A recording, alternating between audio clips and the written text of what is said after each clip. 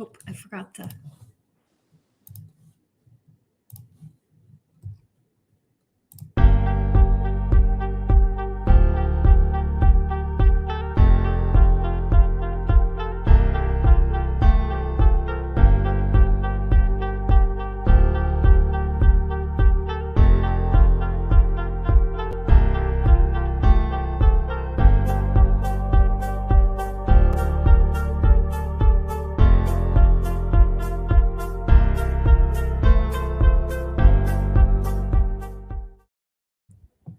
Hello and welcome. Thank you so much for joining us. And thank you especially to my patrons and my channel members. And I forgot to put up my banner here.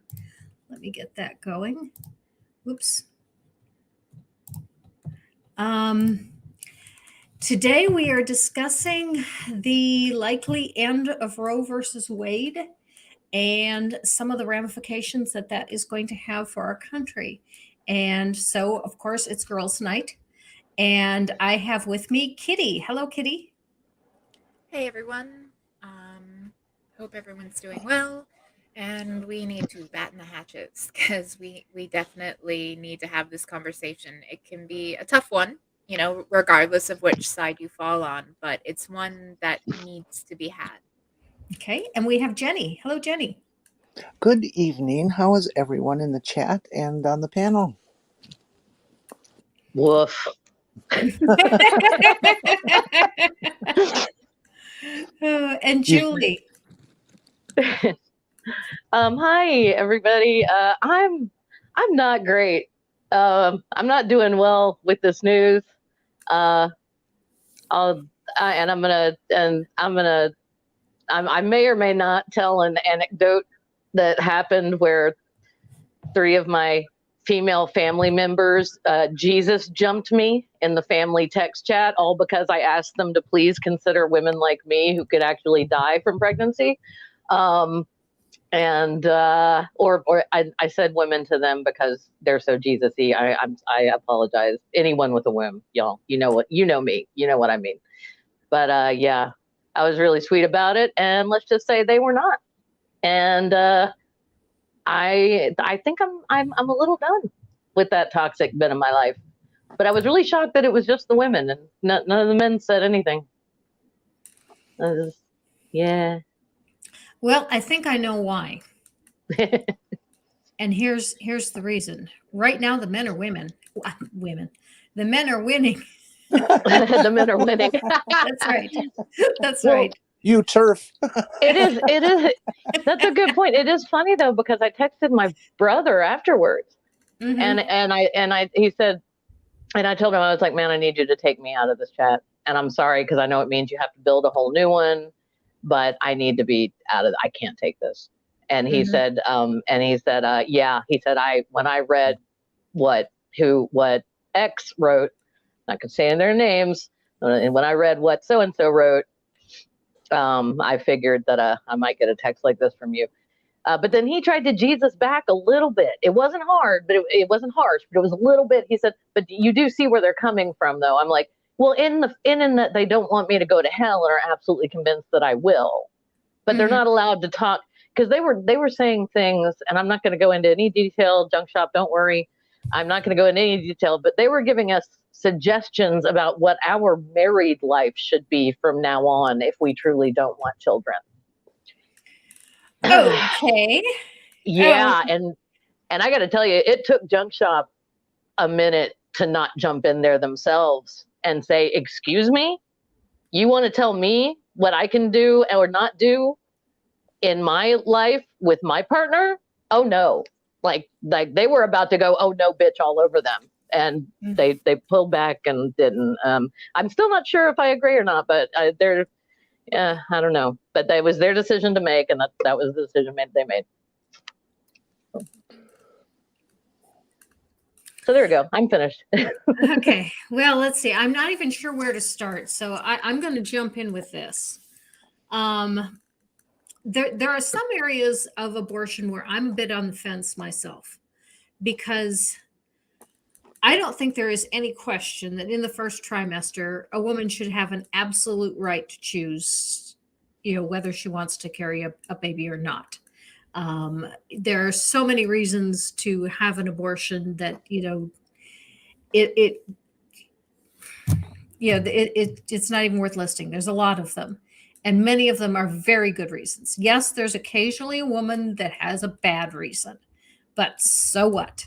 When you hear the argument, would you allow a woman to have an abortion if she wants to do it because the child she's carrying is female?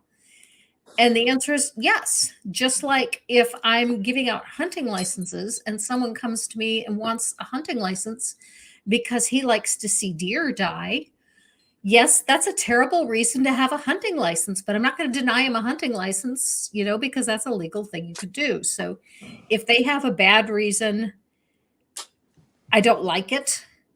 It's not a good thing, but we're not going to deny them for that.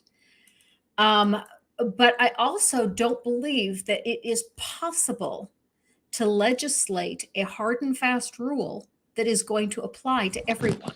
It just isn't possible.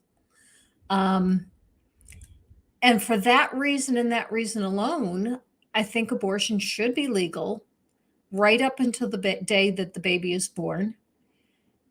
Just because there are situations where having carrying a pregnancy to term just isn't right. And Kitty and Julie and I were talking about this very briefly before the show, that there are cases where the baby, the fetus, just is not viable and will never be viable.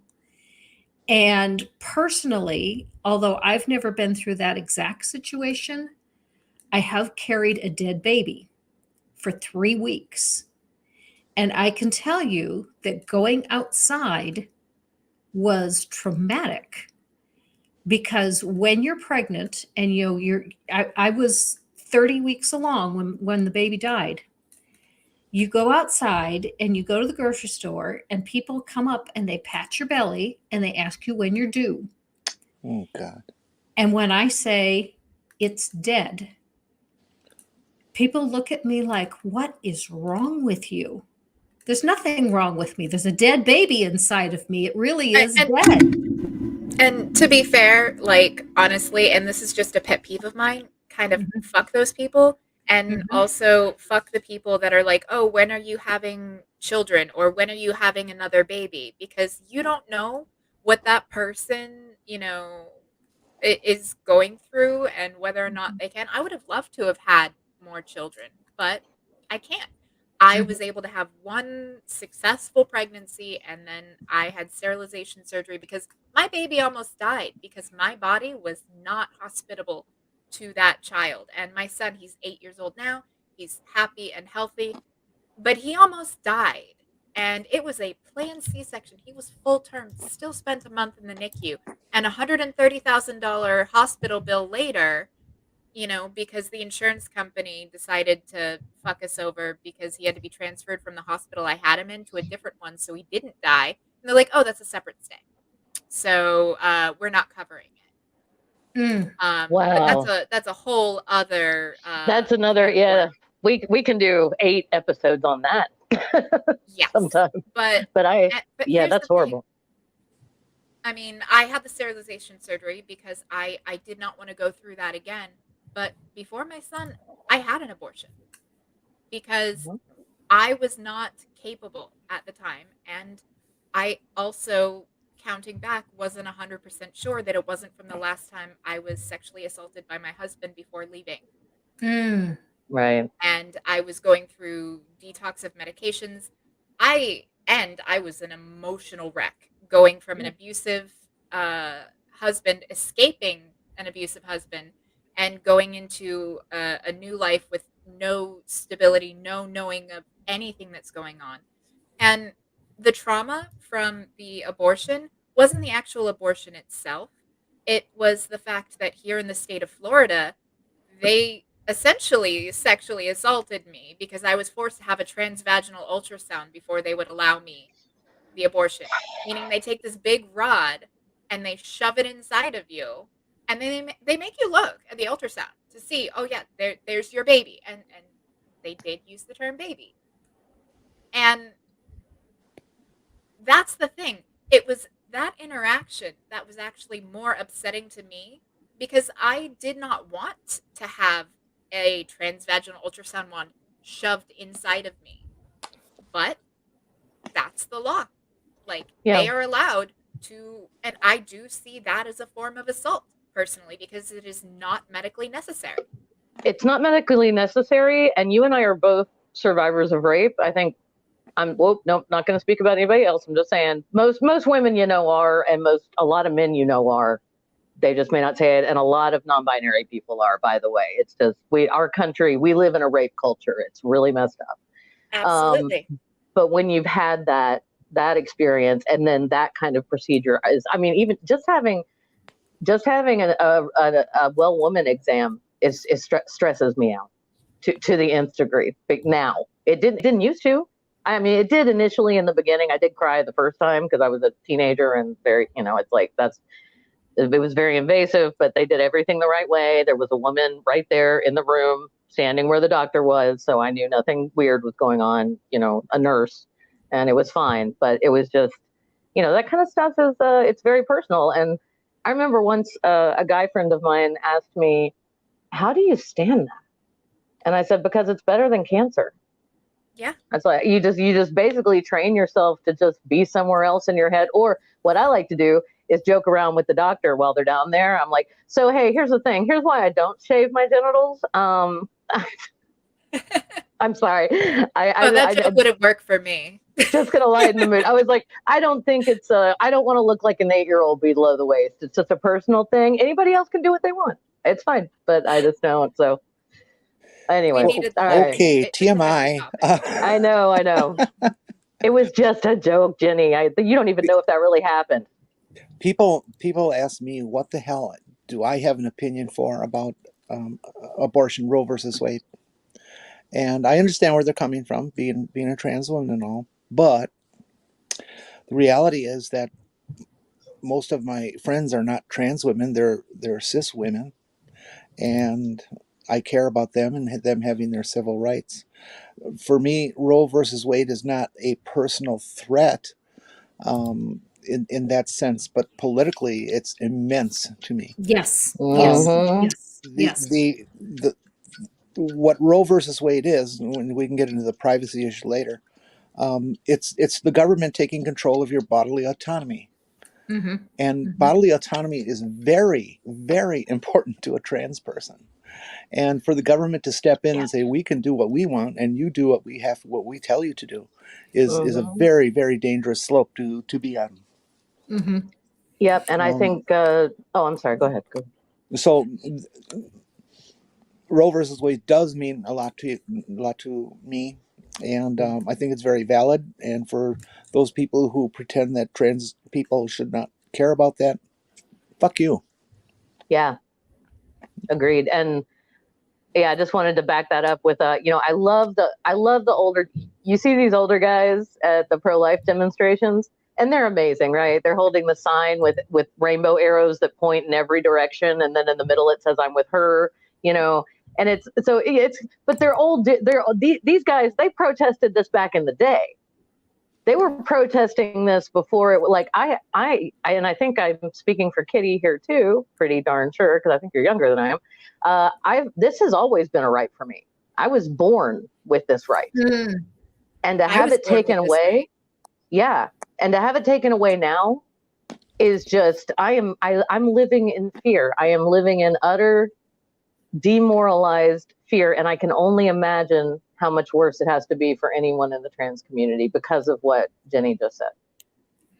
Yeah, the reasoning behind Roe is that this has not been a traditional thing in our country, that we do not have a long history of allowing abortion. Yeah. Therefore, the framers of the Constitution could not have had this in mind as a right that was intended to be guaranteed by the Constitution. And Jenny's absolutely right, because that same rationale will be used to deny trans rights. This is not a tradition. And the messed up thing my background image, Gigi, I just sent you the full image in a DM on Twitter. and because like if I lean, you're not really gonna be able to see it, but I stand by this image. Hmm. Now, Go ahead. I don't think the same-sex marriage is in danger as much as a lot of people Oh, say. yes, it is. Well, it is and it isn't. It is in the sense that the same rationale applies. However, getting rid of same-sex marriage is going to be far more difficult because there are so many I read same-sex I read couples. some stuff out of Alito today Uh-huh. where he was talking about how inappropriate gay marriage is and how it has to come to an end. Yeah, And I so, know that's what he so wants. they're absolutely going to shoot for it. Oh Well, yeah, But yeah. I mean, the majority on the Supreme Court are Catholics. They're Roman Catholics, 5 of them, and they're not by their. I know they're supposed to put their faith aside, but none of them have. Go ahead, Kitty.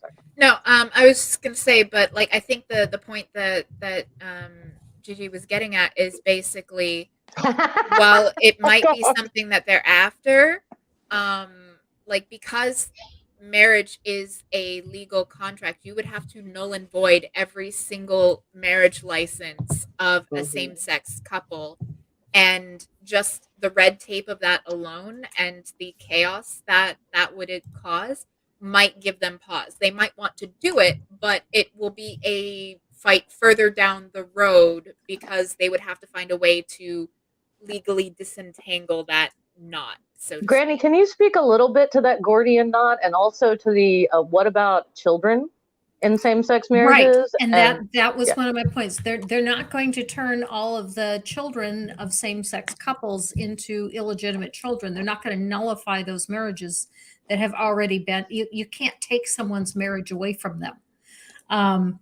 The other thing is, even when same-sex marriage was banned, when the first state legalized same-sex marriage, de facto, it became legal in the entire country because there is a federal law that says that a marriage that is good in one state is good in every state. And so if you get married in a blue state where same, and the whole rationale that Alito is going to is having each of the states decide. And if that happens, there are definitely going to be states that are going to keep same-sex marriage. So if you want a same-sex marriage, all you have to do is travel to a state that has it, get married, and then come back home. And they cannot void your marriage. No, it's like I it'll believe be it like was my home biracial state. marriages back in the day. Like you'll be depending on where you live, you might be in danger if you do might be in that. danger But of going to jail for Yeah. violating the law, but they can't nullify your marriage. right, no, I meant just from like your community, depending, because we know, Mhm. like I know, Sundowntowns. yeah, Mhm. but maybe that not. is something they could go for too, based on the wording that Alito used. Like, it is entirely possible that, not only that we could literally be on the precipice of Gilead. And for those that haven't read A Handmaid's Tale, in it there is a crisis where birth rates drop, and during the turmoil of that, people are afraid an extremist group, a religious extremist group, essentially come to power. Think like, the Tea Party, Freedom Caucus, the Trumpers. And it starts with them outlawing abortion. And then it goes from there to stripping away the civil rights that were granted to women by, the hard fought battles of Ruth Bader Ginsburg. They lost their ability to work outside the home.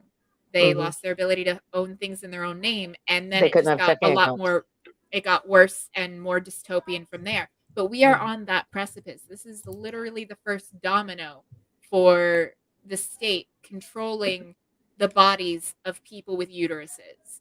And that's fucked up. Granny, Hmm. I'm going to disagree with you. I know that you're a Okay. lawyer, and you know how I feel about how smart you are and everything. But I have to disagree with you. About them not taking away marriages that already exist. Alito's talking about the whole concept, as you mentioned it before, that it does not have a root deep in our history, and gay marriage definitely does not have a root deep in our history. Correct. and they're going to take it away based on that. And they're going to say that all of these marriages that occur were inappropriate, and that we have to dissolve them, and they can and they will. Well, except that his entire argument is that this should be a decision for the states, which is going to send it for a state vote, not to dissolve all same-sex marriages.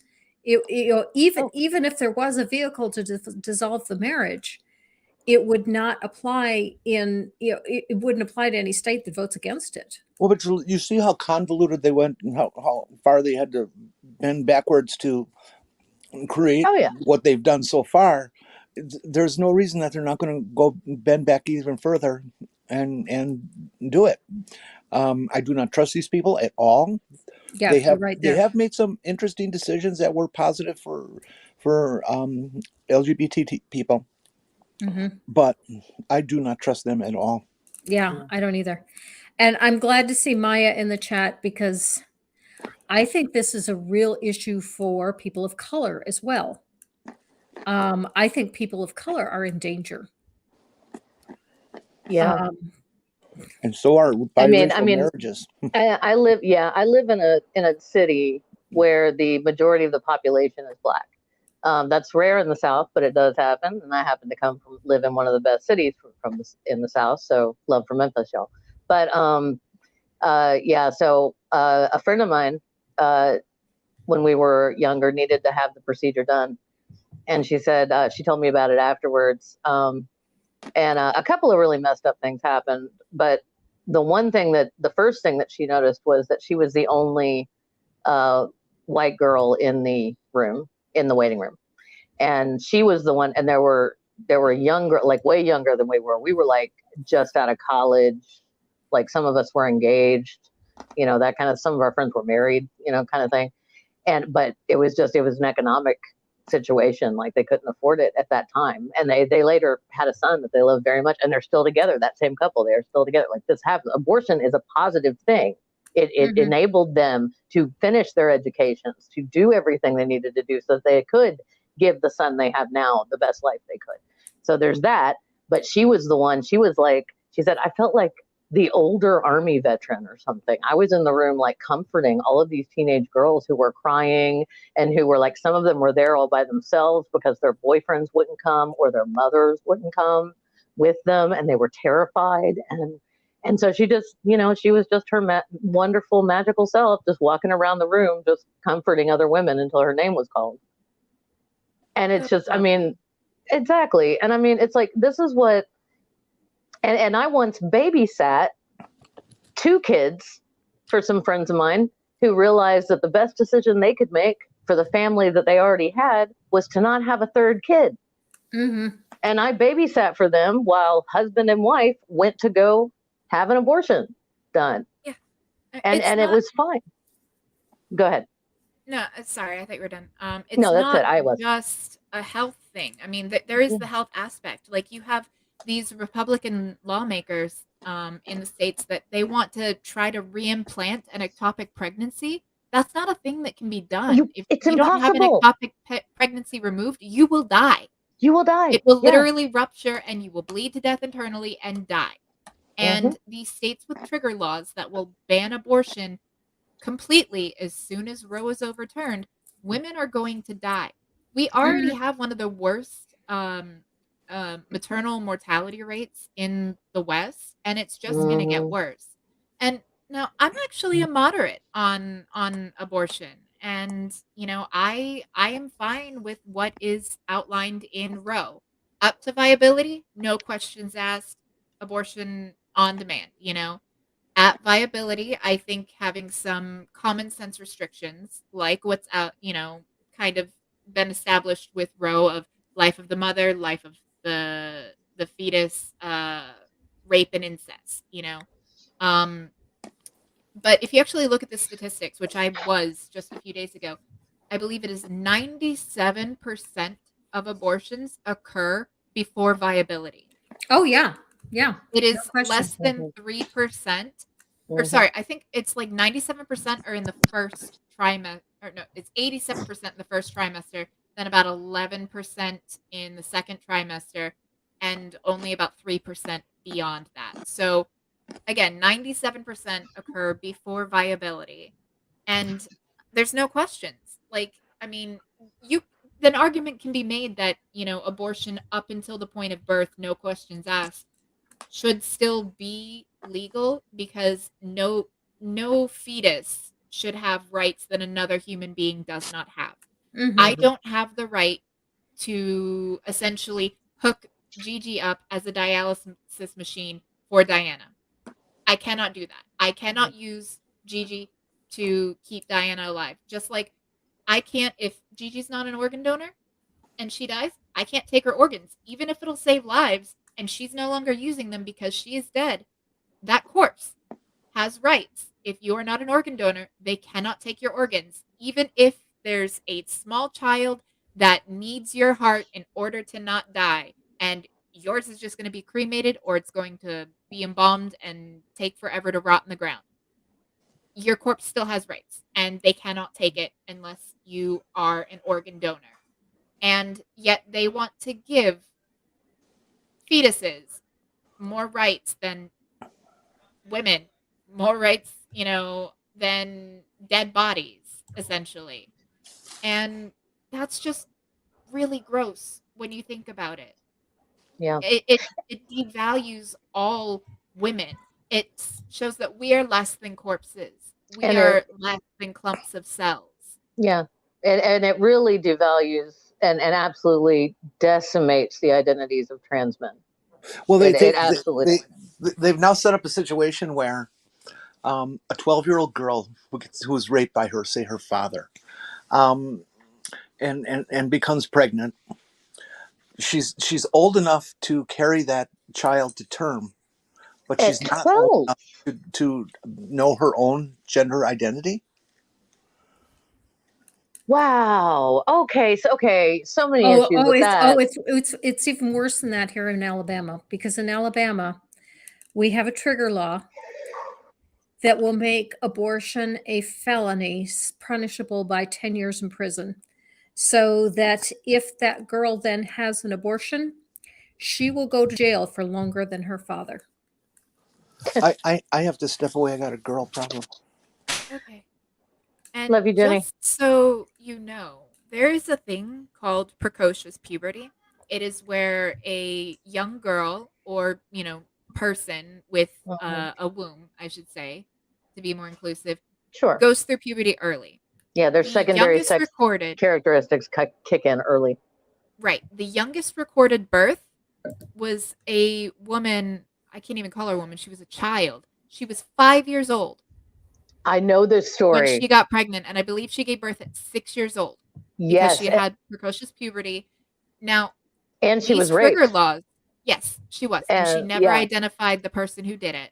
no, and she These also trigger laws, forgot that was her child eventually. She did that trauma thing that kids can do, and some adults too if the trauma is bad enough, is she just forgot it, and just that child was raised as her little brother and she treated him that way her entire life. yeah. But these trigger laws would say that a child going through precocious puberty, like a 5-year-old, an 8-year-old that gets assaulted, because a child cannot consent, full stop. No. So these children would be forced to carry these pregnancies to term. And pregnancy is not a zero risk thing. Pregnancy is actually incredibly dangerous. I mean, we think, oh, well, people have babies every single day, but that does not negate the fact that it changes your body forever and it is highly risky. And if you have any medical complications or if you are young or infirm in any way, those are exacerbated.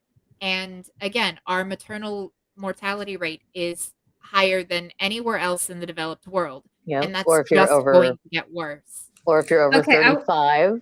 Okay, Go ahead. I would like to answer Lone Wanderer's question. Yes, please. Lone Wanderer asked, can I donate my husband's organs if he's not registered? And the answer is maybe. Because if your husband is no longer able to make medical decisions and you as having medical power of attorney, or as his closest kin are making his medical decisions for him, yes, you can donate his organs. However, if he has signed an advance directive saying, I do not want to donate my organs, then even you, having medical power of attorney, cannot overturn that. So it depends on whether or not he has an advance directive, and it depends on what powers you have as making medical decisions for someone who's incapacitated. Like, my personal stance on it is when a person is dead, they no longer need their organs. So I would see I would be fine with a law, passed that basically says, when you're gone, your organs can automatically be donated unless, basically where everybody's opted in with the option to opt out rather than everybody being opted out with the option to opt in. So if you have a religious reason that you don't want your organs donated, you can then, like all us organ donors do, say, I don't want them donated. But then, because there is a shortage of organs, and if more people became organ donors, it would do a lot of good for the world, because there are people that die every single day waiting on organs, and you don't need them when you're dead. So also don't start smoking tobacco if you haven't started already, because the thing is you can't donate organs if you're a smoker. One thing that I find absolutely ironic is that this is happening at the same time as we are having a critical shortage of baby formula. Yeah, right.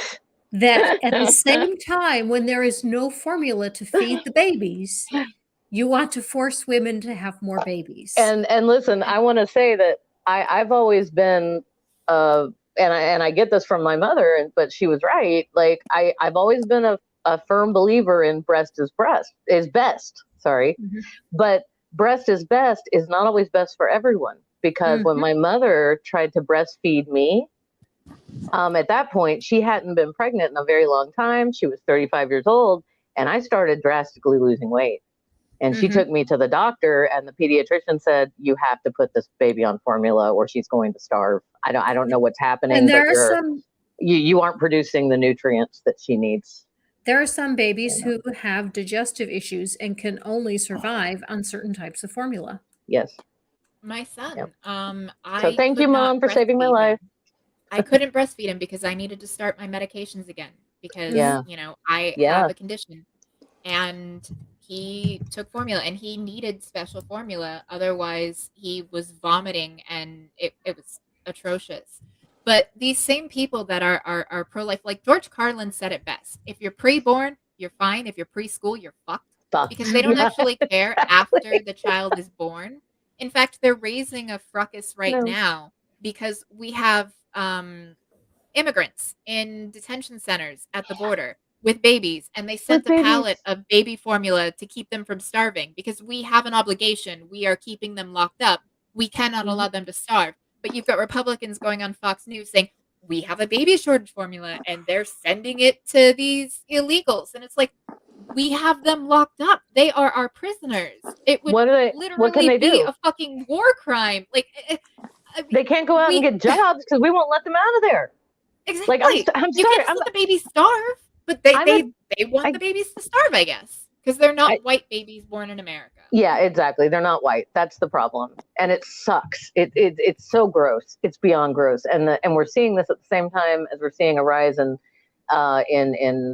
anti-Semitism. All of the stuff that kind of laid low for a while, all those chickens are coming home to roost, and where all of these white supremacist groups are popping up. And I know I'm just a talking freaking head at this point, repeating stuff y'all already know, but it's just so look at the shootings terrifying. We had over the weekend. I mean, over the past weekend, there were 3 major mass shooting events. One in California, one in Texas, and then the one in Buffalo. There were 3.5, to be honest. What was the half one? Nobody's aware of this. There was a second shooting attempted in Buffalo that same day, but it was foiled by the people of the church that was going to happen at. Church people did something while good. The guy was on his way in the door. Nice. They took him down. Oh, see, I thought that was the Laguna Beach one in California, where he actually did kill 2 people, but then the pastor hit him with a chair. That's a different one. That's why I'm calling this one, in second one in Buffalo, a half. Gotcha. Well, right on. But one thing I will say, like the Buffalo shooter, he had like 100-page manifesto with some copied and pasted from the Christchurch manifesto, and fucking Tucker Carlson is a menace. He's been going on for years about the great replacement of how, basically the scary brown people are coming to replace the white good Americans. Who cares? But Why that does was this in this scare guy's anyone? manifesto, and he drove hours out of his way to kill black people. I know, but I mean, it's like the messed up thing. It's the whole replacement thing. It's like, oh, what you mean? Old white men won't be the majority anymore? Cry me a fucking river. I don't care. I don't need to be the majority anymore. It's fine. We clearly don't know how to do this. Let someone else take over. It's fine. Like the way that there are so many interracial couples. Like, yeah, and thank goodness. My son is white passing, but he's not only Caucasian. And eventually everyone's gonna kind of mellow out to I hope so. a general middle, but it's a long way in the future. I don't want everybody to like lose. I'm not saying I want everyone to lose their ethnicity or lose their roots or anything like that, but I just mean that like I do have this weird idea in the back of my head that's kind of like third movie Matrix bad of like everybody's going to be various shades of brown and we'll finally all get the fuck along. Like that's I know that's something else to fight about. Predict more of a kind of an olive coloring. Yeah, there you go. Like a Mediterranean. Whatever. I don't care. I don't care what color it is. Just let's not be the Sneetches. All right. Let's calm down. Stop deciding that 2 stars are better than 1 or whatever, and move on. The essence of belief of the white supremacists, as witnessed by people who have talked to them in their little family encampments, where daddy has fathered 23 children or something like that, is that they're concerned about the white race being a minority on the planet, and that it deserves to be the main number one race, the lead race, the superior race, just like Hitler and stuff, because they believe that the white race, Europeans, have invented all the big important stuff, which is just a bunch of horse shit. And they look at, well, Amy Coney Barrett said it. Coney Barrett said it best. She let out the lie that or revealed the lie that they've been faking with us with, when she said that, well, the pool of available children is down for adoption. So come here. That ain't true. Also, I love it when she always says the quiet part out loud, and it's horrendous, but also, hey, at least we know where we're at with her. I don't know. We know she's garbage. Here's the thing that really bothered me: the fact that the draft opinion would essentially use women of color as a shield for them trying to take away the autonomy of all women. Saying, it disproportionately affects communities of color. That's really insidious and fucked up, because regardless, abortion is sometimes a medical thing, but a lot of times it's an economic thing. And when you're talking about communities that they have poor sex ed, they don't have access to contraception, that abortion could be what stands between them either bettering, themselves, going to school, and finishing a degree, or putting food in their other children's mouths. Yeah, that too. Because most women that get abortions have children already, or, go on to have children. Yeah. And very much, you could be hurting a family because they can't afford 3 kids, and because they're barely scraping by with only 2. So then what? You're going to have 3 kids starve instead of have 2 kids scraping by. Yeah. Yeah, exactly. And we need to demystify the shame. That's the thing. Abortion is not shameful. There's nothing wrong with it. It's a medical procedure. I don't care why you need it. If you need it, you need it. I'm good. You do your thing. If you choose not to have one, hey, guess what? You have the choice. That's the thing about this law that is so or about them overturning Roe v. Wade that would be so insane and by the way, Congress should have codified Roe v. Wade into law ages ago, but they didn't. So now we're here. But is that I think this is the part, I don't know, did people not think of this? Is that no one's forcing anybody to get an abortion, right? I mean, nobody has like a gun to a woman's head or a man's head or anyone's head in a Planned Parenthood or anywhere else. Any abortion provider has a gun to their head saying, you better get that abortion right now. Like, I mean, maybe there's an abusive partner out there somewhere who has been like, I'm not taking care of that. You best get rid of it, or, you know, or whatever. That could have happened. Rare. But that is so rare. I mean, yeah, but this would tell everyone with a womb in the United States, guess what? You don't get to have this medical procedure anymore, and I don't care if you desperately need it. I don't care if your child's grandfather is also if your child's father is also going to be his grandfather. I don't care. Like, and yeah, I mean, okay, it's not going to be for the whole country, because what they want to do is put it back to the states. So it's going to be state by state, and you will be able to travel out of state to get an abortion. But this is disproportionately impactful on people who are poor. Yes, because Mitch McConnell said that he'd be open to a nationwide ban, passing legislation for a nationwide ban. He would, but it's never going to pass. I say that now. Well, that's my opinion today, but that might be just wishful thinking. If Jenni, the Republicans will probably tell me I'm just.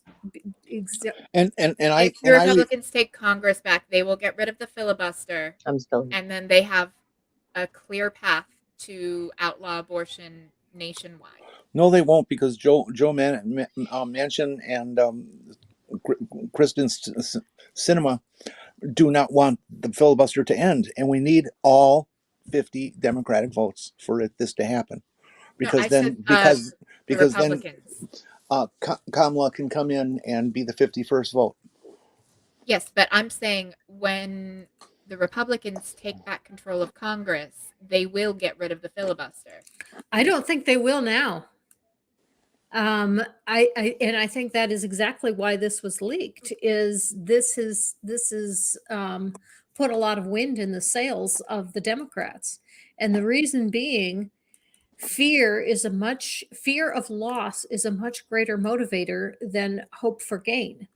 And for so many years, Democrats have been the progressive party, trying to win more liberations, more rights for people.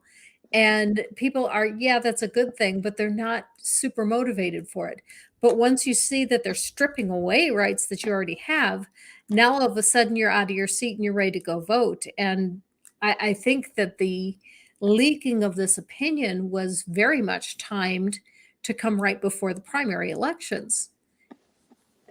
Maybe. I mean, because the opinion itself would have been released before the midterms. Mm-hmm. However, like, there's been speculation, was it one of the more liberal justices, or one of their people, or was it one of the more conservatives? I actually saw a pretty valid argument that it was a conservative that actually leaked it. Not so much because they were trying to invigorate the Democrats, but because Justice Roberts wanted to make compromise behind the scenes.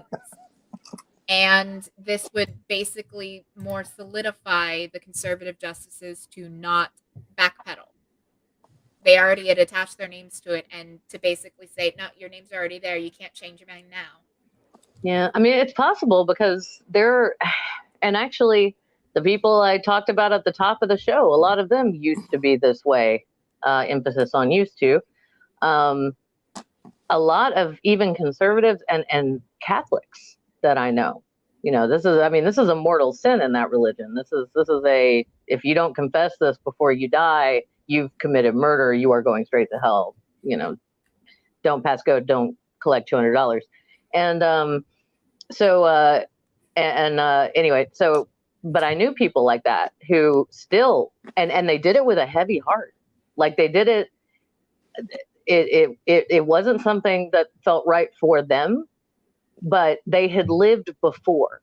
They had seen what happened before Roe v. Wade. They had known girls whose fathers had beaten them until they miscarried, so they wouldn't bring shame on the family. What does this sound like to anybody? I mean, this is sounding a lot more like if we Christian just said, Taliban. yeah, exactly. If we said Sharia law instead of Christian dominionism, no Republican could vote for this stuff. No Republican could countenance it. But they're doing it under the guise of Christianity. Therefore, oh, that makes it okay somehow. Which is A woman is far more likely to be physically assaulted either while she is pregnant or within the first year after she's had a baby than any other time in her life. Whoa! What? Whoa! Oh, you didn't know that? Please. No, I did not. I read it in a book on domestic abuse, and it's not just domestic abuse; it's all abuse. But yeah, a woman is far more likely to be physically assaulted if she is either pregnant or has had a baby within the last year than any other time in her life. Wow. Oh my God. That just seems particularly heinous to me. Well, but that's the thing. That's why pregnancy is not it's not a zero risk thing. Right. Like it is Mhm. incredibly This is true. risky to the Yeah. pregnant person, both during and after pregnancy. And in fact, more, if this goes into effect and abortion is outlawed in the states, that have trigger laws to do so, you're going to have women dying, and they would not have died if they got an abortion. Yeah. Because death or serious injury from abortion is exceedingly rare. In fact, early abortions, a lot of them can be done with just a pill that it induces a Right. miscarriage. Mhm. A lot of them more happen women all the have time, and you don't even know. spontaneous miscarriage or spontaneous abortion. That's what a There it is. miscarriage is. It's a spontaneous abortion. Mhm. I've had a miscarriage. I had one of those. And it's not pleasant. No. I opted for my abortion. I opted for the D&E because I wanted it to be over faster. I didn't want to go through the whole miscarriage thing again. So I went in, I had my procedure. They gave me a twilight sedation, so I was a little bit loopy for it. It was a combination of fentanyl and Versed, which is what they do for twilight sedation.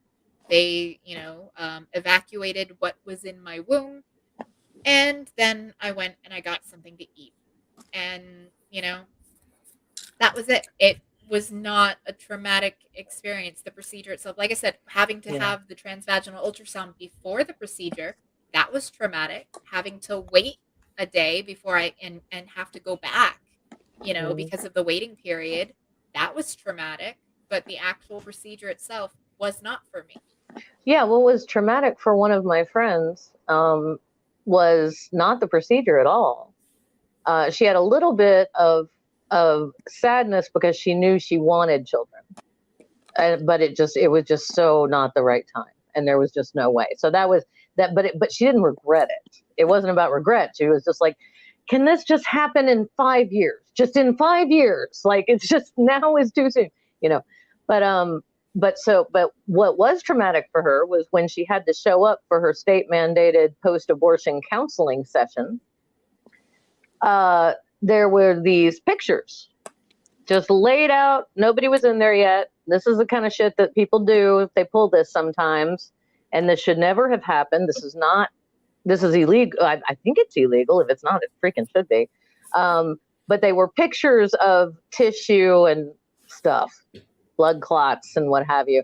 And a woman came in to the room who was the post-abortion counselor and said, "Oh God, I'm so sorry. You weren't supposed to see that." And then put them on and now my friend is not a dumbass. So she knew, like when she was telling me about this, she's like, so obviously she planted that there, had me called back, and then pretended to come in and I've never heard not of realize that people had to have post-abortion Oh counseling. yeah. Oh yeah, in Tennessee, that's the law. You have to have one post-abortion counseling session to make sure you're okay psychologically because you just committed this big old sin. I mean, they don't say big old. They're not supposed to say Right. big old sin. Mm-hmm. But basically, There's a lot of shame and stigma attached. A lot to of shame, a which lot of shouldn't stigma. be. Exactly. Okay. That's why I'm speaking so openly about my experience, because we do need to destigmatize this. It is a medical procedure that, whether it be done for economic reasons or health reasons, what have you, it doesn't matter. It's something that should be kept between the pregnant person and And the their doctor. doctor. Right. That's it. Also, Nobody else should have a say. go ahead. Okay, I stopped doing the comments for a bit because there's a comment that came about 5 minutes ago that I really want to talk about, and I had wanted to go this direction. It's from a Native Atheist, and I actually will go into two different areas with this. And the first is, he said, can't get an abortion in my state right now, and they're trying to make it a crime to travel out of state to get one.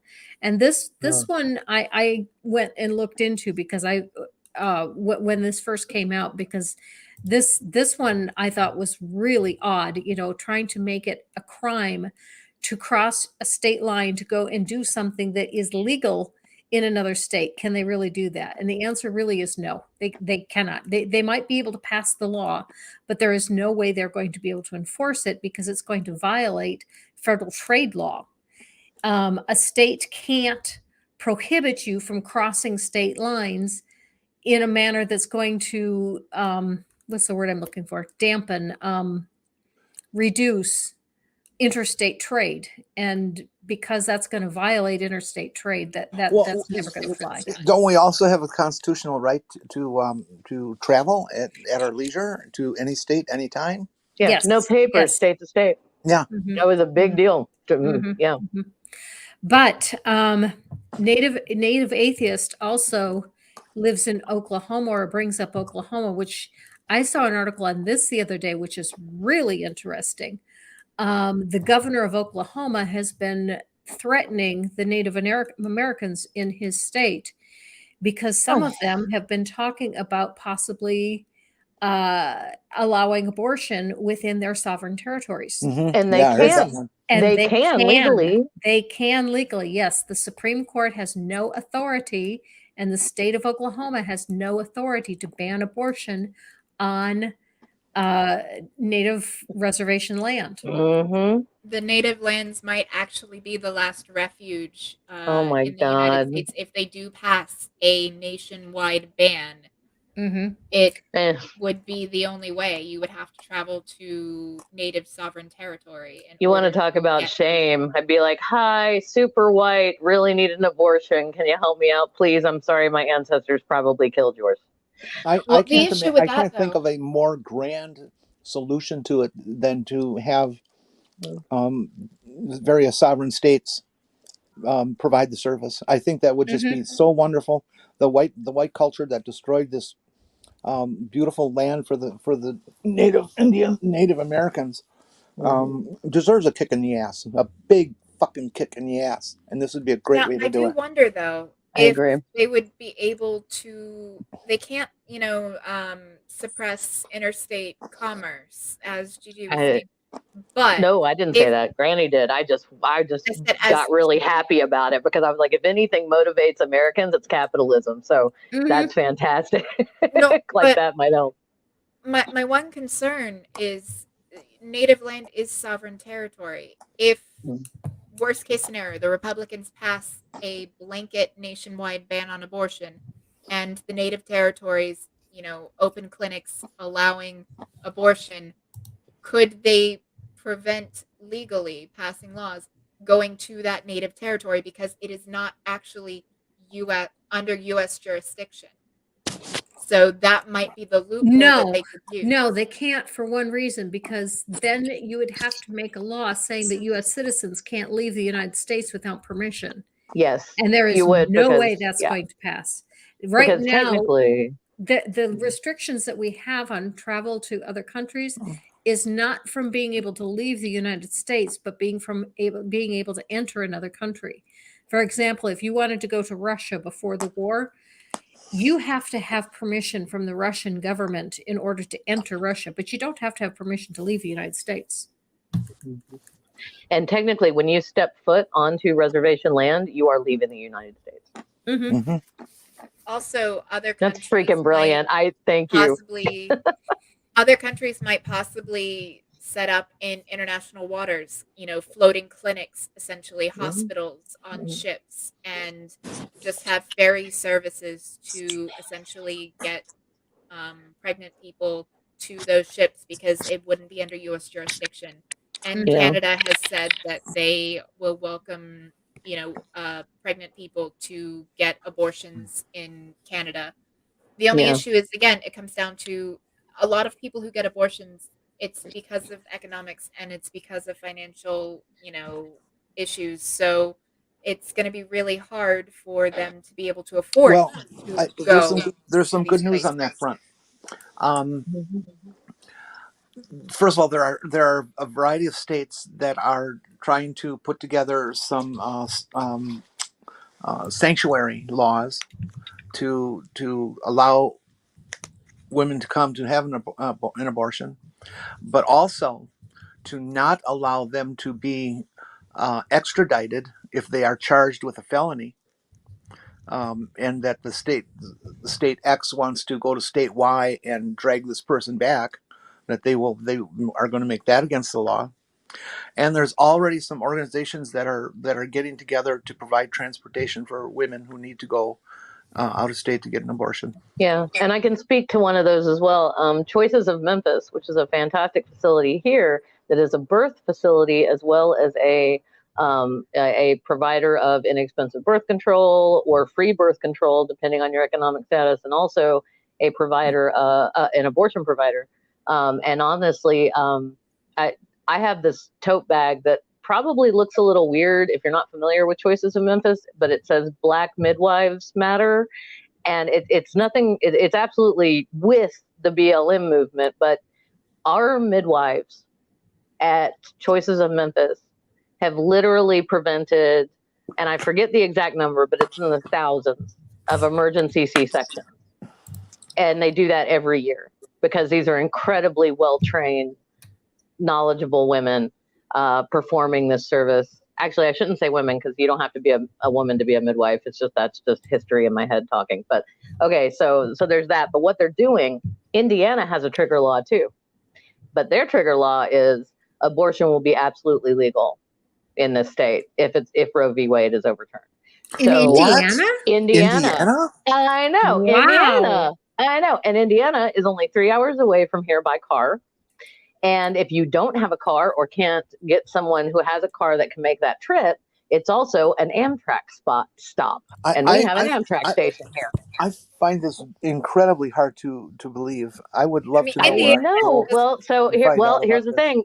Choices has just, I don't know, Google Choices of Memphis or Google, Indiana trigger law, however you want to figure it out, but however you want to research it. But the way I found out was a friend of mine who volunteers as an abortion doula, which is basically someone who she's been through it herself a couple of times and has so basically she took some classes and now essentially she's there to hold someone's hand while they're going through it if there's nobody there for them, and that's what she does, and it's a really amazing thing. And it's her own time, and like we've donated umbrellas, like big golf umbrellas that they use to like shield people's faces when they're going into the place, so that because protesters are out there taking pictures and video, and y'all, that gets women killed, that gets people with uteruses killed. Please don't do that.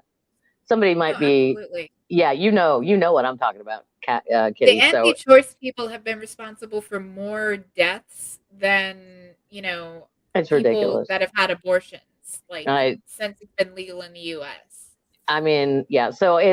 But Choices of Memphis is building a clinic right on that border of Indiana, inside Indiana state border, and it's a direct line. There's an Amtrak stop there, and it's a 3-hour drive from here, and we are raising money right now to do that. So if it just boggles my mind that it's things Indiana. are tight. I know, me too, because Indiana is a little like in Indiana, it's a little they weird, literally in a primary or whatever, they literally just chose in a primary a guy that stabbed his cancer-riddled wife. He's in prison. That's right. Stabbing his cancer having wife. Smashed her head with a pot. That's what it was. Oh, that's killed her by okay. smashing her head in with a pot. And he was chosen in the primary. Wow. So, yeah. Well, wow. I was Tennessee. I mean, in Chattanooga, they reelected a representative who was technically dead at the time. So, I mean, people, when they're voting, sometimes. But I think it's also worth mentioning that Madison Cawthorn got booted out of his ass. Get the hell out Yeah, of here. I'm very Ooh, happy yeah, about it is. that. Thank you, North Carolina. Oh, thank you, North Carolina. You're beautiful. Although the reason he got booted was a little odd. Also, Oh, I don't even know. Well, he got outed for being gay. oh Oh, yeah, yeah. gross. He got outed for so many other things too. Well, I Yeah. don't think Oh, he's admitted that he's He's gay. a Well, compulsive I think liar. it was just Oh yeah, he is a oh, okay. compulsive liar, and he's Okay. a Tell me the hypocrite. bad things. Because there's nothing bad about there's nothing wrong with being no. gay. So tell me the So wrong Yeah, things you got at it for. but he's been so anti-gay, and he's had all the anti-gay people on his Oh, bandwagon, and he's been saying how terrible well, it is to be gay. So that when it old came out that chestnut. he is gay, that of course ticked off his fan base. yeah, I don't think he actually admitted to being gay. But basically, he pissed off the Republicans because he had potentially made up a story about cocaine fueled orgies that the Oh, that Republicans were guy. having. Yeah. And Well, so they did there a was lot of also opposition research there, on him, and they found pictures of him like grinding on his cousin, him there you dressed go. up in lingerie, Cousin like love. his cousin grabbing his genitalia in photos. So like Okay. there's a lot of weird shit That going on. bit is weird. See, the gay thing and the lingerie thing, I'm like, hey, you do you. I don't care. But the that gets a little weird. Also, don't. I don't. No, I'm just not gonna say anything about that. It's Maya so is weird. No, I correct. mean Maya's not wrong. She's not wrong. I mean, Oh, what did Maya say? I can barely read the comments because I'm on my cell phone and I have very terrible eyesight. Conservatives only cosplay at having morals. They prefer sex offenders over decent people too. Yeah. Maya, you're amazing and you are absolutely correct. They do. The whole And Republican brilliant. Party is happy to elect people who are criminals. Mhm. Right? They have no they only objection to care it. about power. They care about Mhm. suppressing voting, which is why, voting rights is the first thing that they came after. Because if you suppress the vote, not only do you continue your stranglehold on power, but it also disenfranchises and demoralizes people because they're voting with, their conscience and they're voting to make things better. But because of things like gerrymandering or voter roll purges, voter ID laws, all these things that essentially disenfranchise the electorate, it helps them to maintain power, and that's really what it's all about. Right Mhm. now, the Republican Party is doing all of this while they're in the minority. And they have struggled. They have set this up for decades. This has been a long time coming because back when Roe first happened, a lot of the conservatives weren't actually anti-abortion. They No. just saw it as a necessary evil, and Yeah. it was a thing. Yeah, But it was yeah. also around the time of the Civil Rights Act, and when they Mhm. saw that was a losing horse, they needed something else to galvanize their base, so they hitched to the anti-abortion. They tweaked some doctrines a little bit, and Mhm. all of a sudden, life begins at conception instead of at first breath, as it says To in the make it Bible. to make it a wedge issue. Exactly. Yeah. And that started back shortly after Roe at the time of the civil rights. And they've been lining up these dominoes ever since. Mhm. When Mitch McConnell refused to allow the hearings for Merrick Garland and gave the seat to Donald Trump, and then before Ruth Bader Ginsburg's body was even cold, basically, did a complete 180 from what he was saying when he stole Merrick Garland's seat. He got a Mhm. solid conservative Christian majority on the court. And that is something that me and my child are going to have to deal with for decades to come.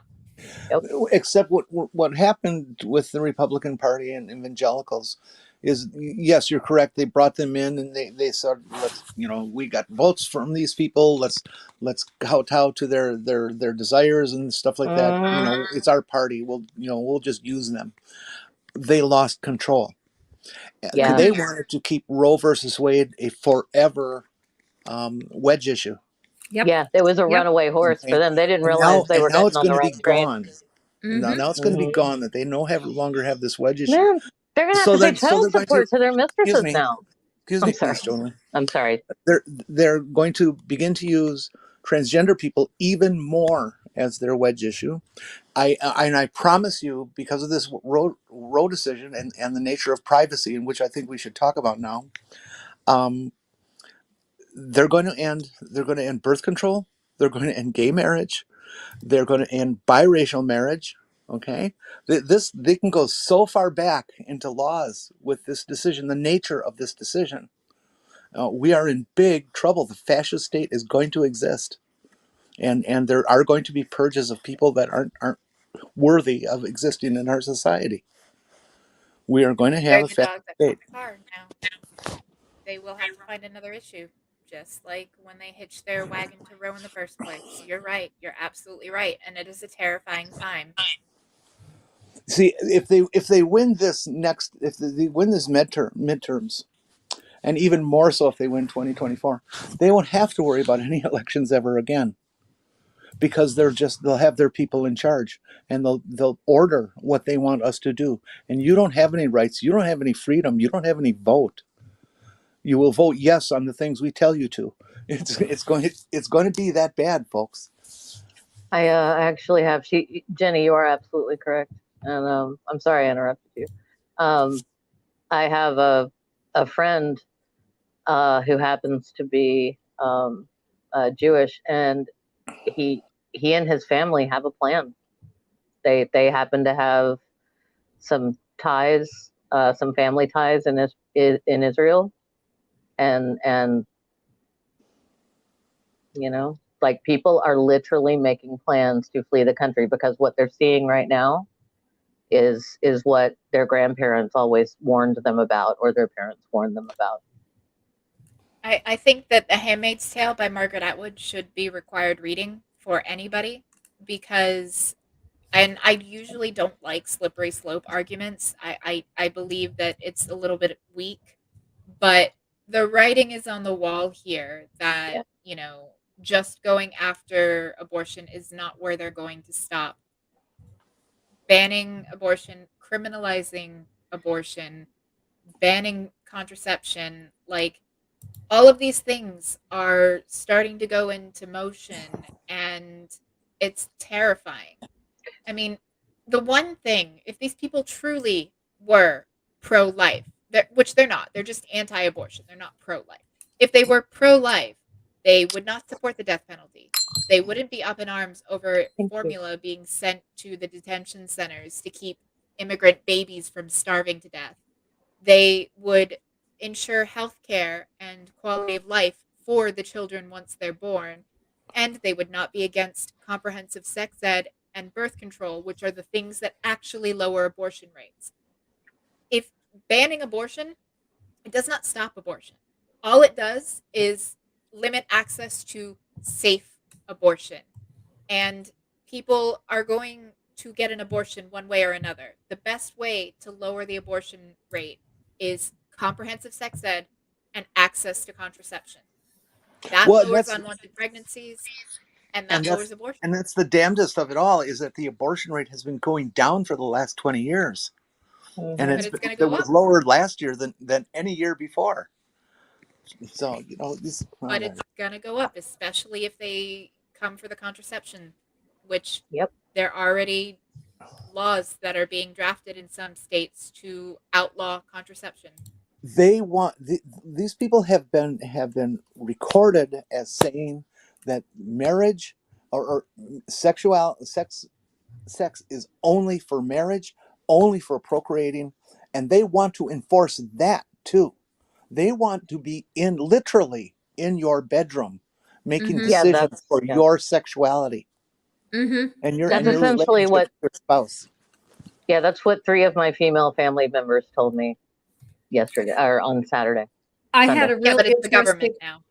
I had a real interesting conversation with someone on Twitter who felt that way, although his opinion was that this was for God's was because this is pleasing to God. And so I asked him if God watches so that he can get his pleasure.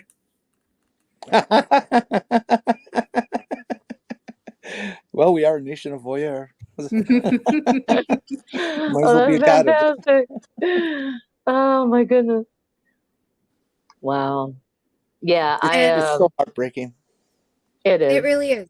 I mean, and I feel for people like my niece. She's 12, and I worry for her future. Like, uh, it, the unthinkable, I mean, I was only 3 years older than her when I was first sexually assaulted. Now, thankfully, I didn't become pregnant from that, but I lost my virginity to a rape at 15. And honestly, it can happen at any time. And if I had gotten pregnant, I absolutely would have wanted to get an abortion. And I would not have felt bad for it because I cannot, like, as a survivor of that, the fact of the matter is it's a violation to your body. And while I don't believe in a soul, I do believe, in my core being of what it is that makes me me. Someone might call it my soul. It's just me.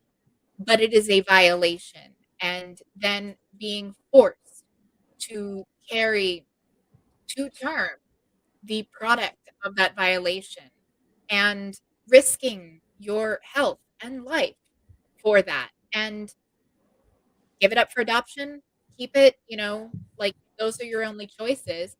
If it's also possible, in some states where rapists have parental rights, Oh they yeah. can actually get Oh my God. partial Yep. custody. They could keep you from putting it up for adoption. Yes. And that is my biggest issue is that, yeah, if you're going to force a woman who's been raped to give birth, then she has the choice of now having a 20-year relationship with her rapist or giving that child to her rapist.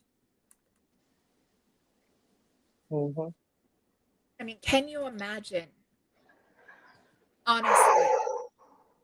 And if if the person does decide to keep the child,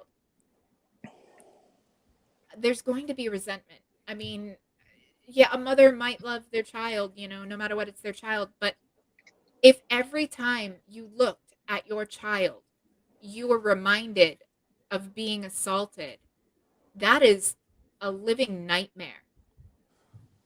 And even if you have the grace, or I don't even know what the right word is, to Constitution? transcend constitute. Yeah, that's a better word. To transcend that, and some people do. And more power to them, because I do not.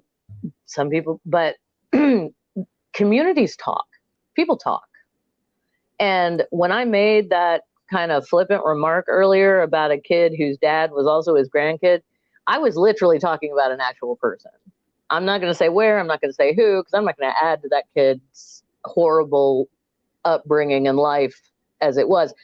But essentially, Catholic girl raped by her father can't get an abortion because Catholic, totally legal at the time, but wouldn't, couldn't countenance doing it because, again, whole, religion poisons everything. And so, but everybody at the school knew. Everyone knew. And that poor kid had to walk around every day of his life for 12 years knowing that everyone knew that he was the product of incest. And you know how children are. They can be freaking evil to each other. Absolutely. Yeah. And I So, mean, that's causing a trauma not only for the person that gave birth, but also to the offspring. Because yeah. no matter how much you love your child, sorry, there's a fly that got in and it keeps flying towards my head, it's driving me crazy. No matter how much you love your child, like that trauma and any resentment, children are very receptive. They will pick up on that. If, Oh, yeah. and the child will know that their mere existence causes their parent pain. Yeah. And even if this kid had the greatest mother in the world who never, who just loved him no matter what, and bless her if she did, but let's face it, we're all human, even then, he still had to deal with it every day at school from his peers. And it was terrible. I mean, I felt gross even finding out about it, because I was like, I don't want to know this. How terrible is it for him that he knows this? Yeah, and you can't unknow it. That's the thing. No, you Once it's can't. out That's there, no. especially in this day and age, all it takes is one tweet, Well, I mean, one luckily this was Instagram post. pre-internet, but yeah, it would have been worse now for That's sure. what I'm saying.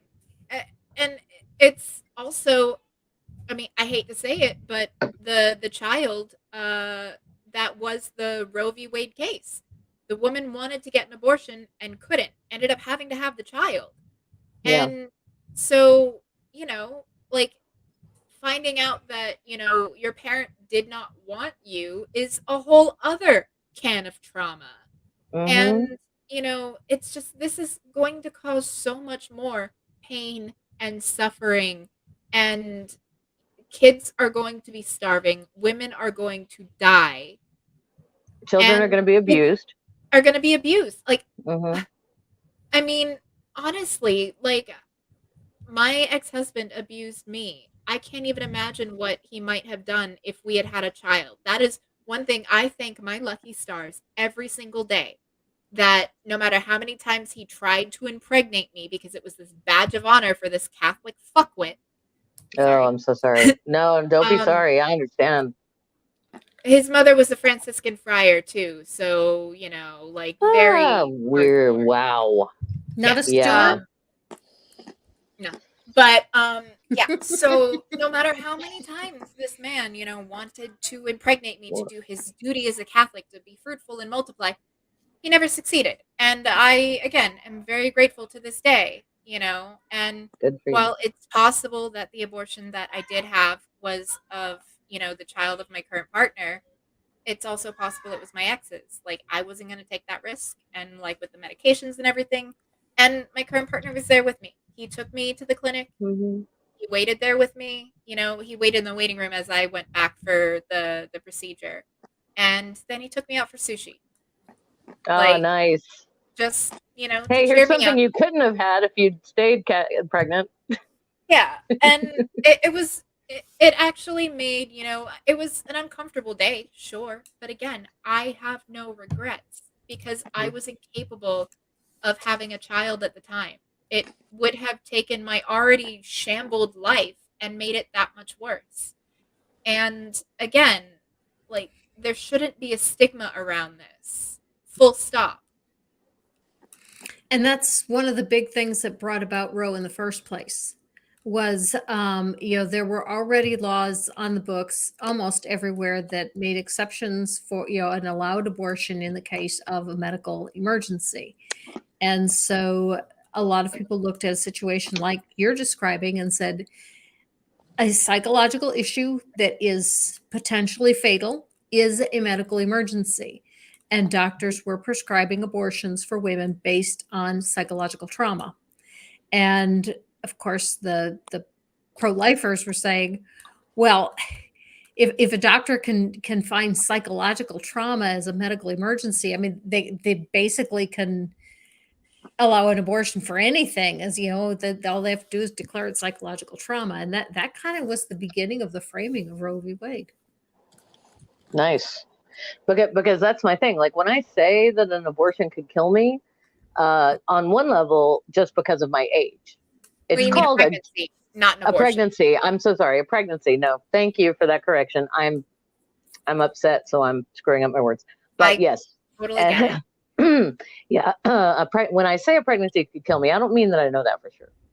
I mean that I'm 44 years old, which means that it would be called a geriatric abortion or pregnancy. Sorry, geriatric pregnancy. Whatever doctor came up with that term, oh my gosh. I know a 36-year-old lady who had a baby a year ago, and her husband and I are friends at work, and he told me she almost came over the table at the doctor when he called it that.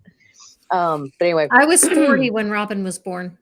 see, nothing wrong with that. And Robin's awesome, and you're awesome. I was 30. But it My is a mom higher was risk. 35. Oh yes, but it is a higher risk. It is high risk. It was a higher risk. Yeah, and I'm 35, and I'm a smoker, and that would be now all of my friends who have been pregnant who were smokers when they got pregnant, that was the easiest thing for them to stop doing. They were like, not a problem. It made me sick all the time, so I didn't. It was not hard to stop. I hope that would be true of me. I don't know. The other thing is, like you were talking about medications, I'm on the medication that I need because I'm bipolar that stabilizes my mood and makes me like able to function, go to work every day and be a productive member of society, is known to cause birth defects. Like it says right there on the literature, like don't take if you think you may become pregnant, or if you, and definitely don't take if you are. And it's also the kind of thing, like you said, that you can't quit overnight. You have to be weaned off of it. So it's risky. That's risky in and of itself. So there's that. And then there's me not being on my meds for, oh God, the better part of a year, if not more so, if I tried to breastfeed. And honestly, guys, I don't know. I don't know that I would be okay. Actually, I know I wouldn't be okay. I wanted to tap into what John Wayne chatted with. There's more than one, John. There's about 4 or 5 specific examples where the Bible specifically says abortion is necessary. Okay, do it.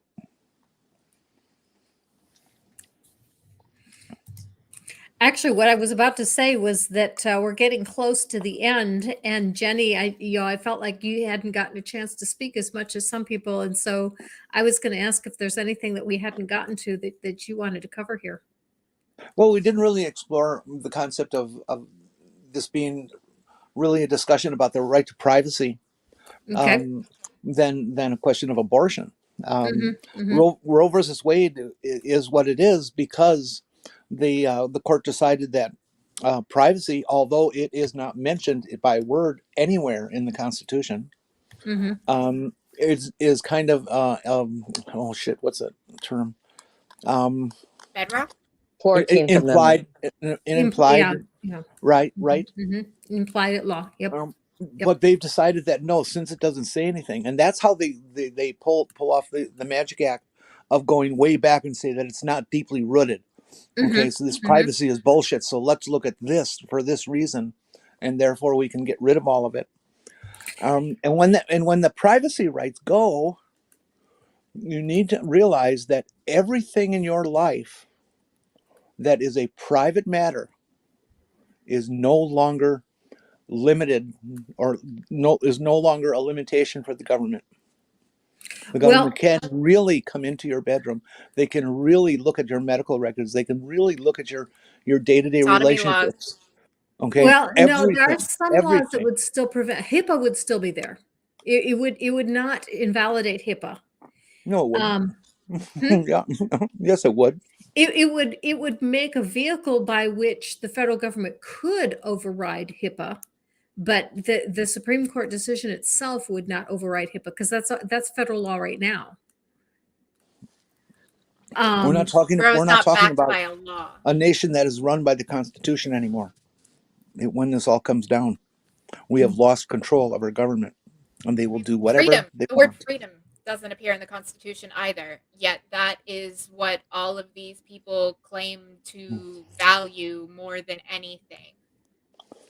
Well, actually, it does appear in the Constitution. It's in the First Amendment. All right, not the original, like the amendment, sure, but like the actual wording of the Constitution, not counting the amendments. Yeah, but all of our rights are in the amendments. That's where the Bill of Rights is. One of the things that I'm concerned about with the privacy thing, though, is the government tapping our phones. Right now, they have to have a warrant for it, but under the what's the act? The Homeland Security Act. They've been finding more and more loopholes. Now, the Fourth Amendment, or the Fourth Amendment right against unlawful searches and seizures will still be there. We will still have that protection. But I do foresee the government using the Homeland Security Act and the lack of privacy to say, no, that this isn't really a search or a seizure. Yeah, that's entirely possible.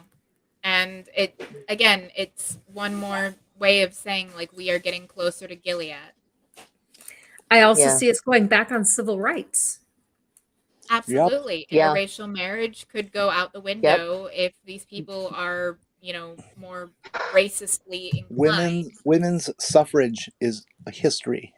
Yeah, No, because women's right that's to vote. that's in the Constitution. We've got a constitutional amendment that We protects do that have an one. amendment. It's They're the not. 19th, I They're believe. they're not I've got going my to pocket accept that as a constitution with reason, me, but Granny. They're going to Well, walk right past that. We're not talking about a democracy anymore. We're talking about an authoritarian theocracy. If these bastards win in the midterms in 2024, democracy is they dead. can't just get rid of the Constitution, though. Yes, they can. That is what authoritarian is all about. Well, yeah, It's called I we own realize the that. I military. realize We that. have the ultimate power. We'll kill you if you disagree. That's why places like Russia and Nazi Germany could exist. Yeah, that's true. But what well, I'm Hitler saying was is voted in. But it would take a complete overthrow of the Constitution, though. Yep, and they'll do it. and I do want to say just really quickly to the fact that he's citing in the opinion that the founding fathers weren't talking about abortion. You know why? George Washington was born under the Julian calendar. That's how long ago these people lived, and abortions were happening back then. They were just really dangerous, and it was usually, hopefully, some very smart woman and somebody who caught it early and went to the old lady in the village and was like, "Hey, I have a problem," and she was like, "How long has it been? Because I can give you this herb, but if it's been too long, it might kill you too. I might have a twig." It's always existed, but we were lucky enough to have it legal and safe. And I'm done. And that's the it. thing. Most abortions, again, happen very, very, very early on in the pregnancy, and like it's not just abortions. Like they're already coming for Plan B, which only works in like the first 72 hours, and it's not 100%, but it's something.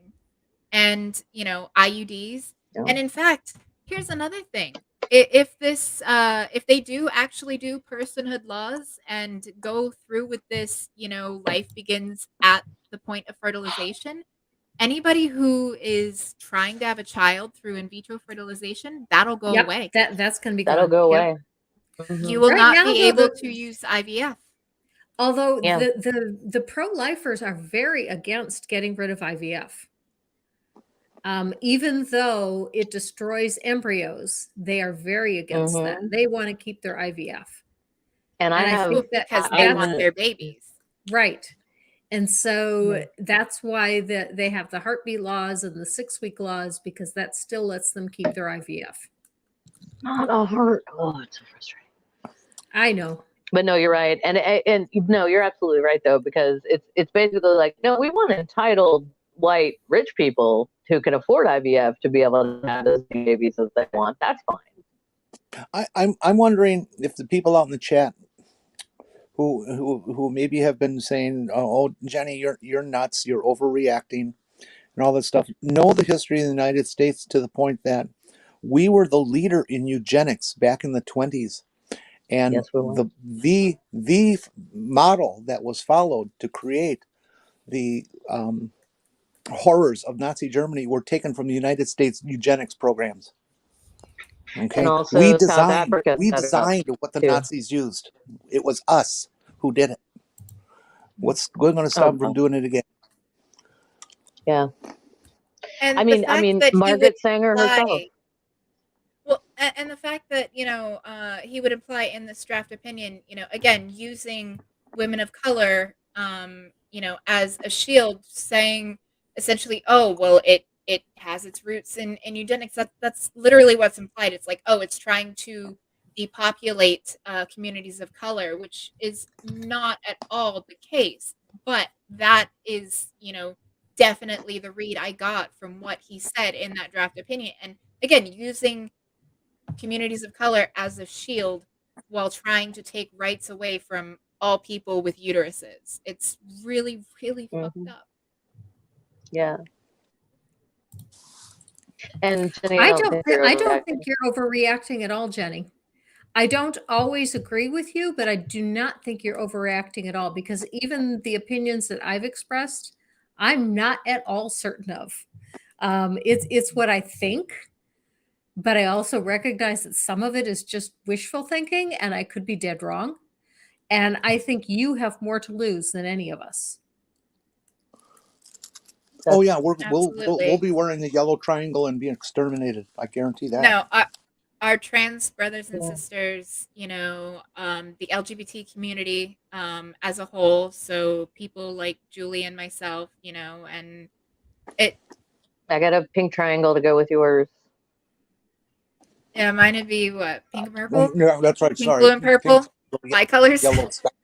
But Do I no, get one? like, I don't think they care as much about ace. Right, they don't Like, care about aces. like it's You- erasure, but in this case, it's not a bad thing. Like, and you have babies. and And you had babies. So even though you were Right, ace, and- you did like, yeah. I did my you duty. the thing. Yeah, you Yeah, did your brood marrying, so they don't care anymore because you're in a committed and- marriage, so it doesn't matter. And you know what? I'm grateful you did, because you have children and grandchildren that you love, and you have Robin, who we all love just by association and from seeing Robin in chats and stuff. So it's fine. Thank you for that. Appreciate it. Okay. But yeah, yeah. Anyway, I know we're getting close to time, so I'm going to stop talking. And Kitsune says we have plenty of pink triangles in this chat, including myself. Awesome. I do want to say Junk Shop and I are going to Pride this year. So go, y'all. Let's show up. Let's show out. Let's do it while we can. Yep. Okay, we are already past our hour and a half. So I'm going to let everyone shill for anyone they might want to shill for, give any closing comments, and then we'll finish out the show. Kitty, go ahead. I don't really have anyone to shill for, but I will say it is incredibly important to, for us all to do our part. We need to get people registered. Like the national opinion on abortion and these other civil rights sways in the right direction.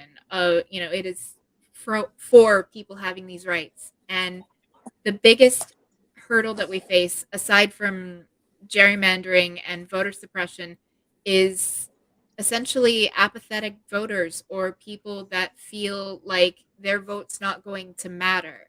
And everybody should be doing what they can to get people registered, to get them to go out and vote, because people's lives are on the line. It is very much a life and death situation for millions of people in this country. And if you can, get involved, go to a protest or, write your representatives. But most importantly, please go and vote and get other people voting. Like, set up carpools to go voting together, and make a day of it. Have a picnic afterwards. I don't fucking care. Just get people out to the polls to vote.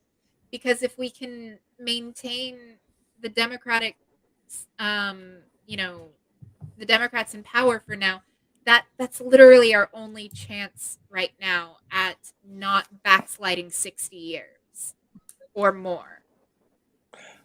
It's actually just shy of 80%. Mm-hmm. Yeah. So that's it. Just please vote, get other people to vote, get involved. Don't let this slip from the news cycle, because people tend to out of sight, out of mind with these kinds of things. And this is a life and death thing for every person in this country that has a uterus. So just vote, vote, vote. I hate to say it, but kind of vote blue no matter who, with some minor exceptions. Like, I believe there's still like one or two like Democrats that are, on the record as being anti-choice. Don't vote for them, but don't vote for Republican either. Just try. And we can't let the Republicans take back the House or Senate. Otherwise, it really would be game over. If you get into a discussion with a conservative or somebody who is an independent and doesn't actually go and vote because they say something like, "Oh, the parties are the same. It's what a waste," and let them know that there's only one party that's trying to take away their rights. Okay. And the other party Absolutely. wants to give them rights. That's the difference. Mm-hmm. Mm-hmm. And I would say that please understand that other people having rights doesn't mean that anything is taken away from you. I don't know. There seems to be a white person reaction to shit. I don't know why this happens, but people seem to act like, oh, you want to give trans people rights? That's just and I'm like, how does that affect you in any way? Are you trans? And they're like, no, I'm not fucking trans. No, I'm not. No. Okay, well then how is this affecting you? And you can take your hate over there. It's gross. Also, vote. Talk to your conservative and religious family members, even if it's gutting and it hurts you and you now need to go see a therapist. Hi, that's me. I'm talking about me again. But if it happens, whatever, talk to them. Try and build a bridge. Try and make them think. Try and make them put their shoes, their feet in someone else's shoes. Just please play empathy, use pathos.